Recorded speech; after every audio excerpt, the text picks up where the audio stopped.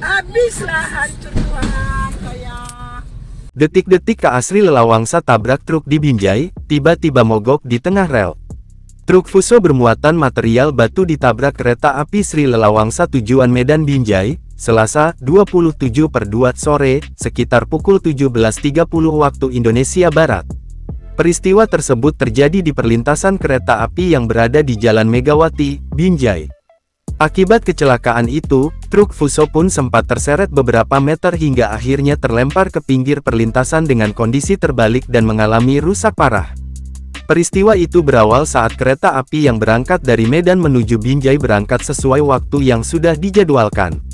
Naas, setibanya di lokasi, si ular besi ini pun menghantam truk Fuso yang diduga mengalami mogok. Sontak warga sekitar pun terkejut dan keluar dari rumahnya masing-masing. Sebab suara dari tabrakan tersebut terdengar sangat keras.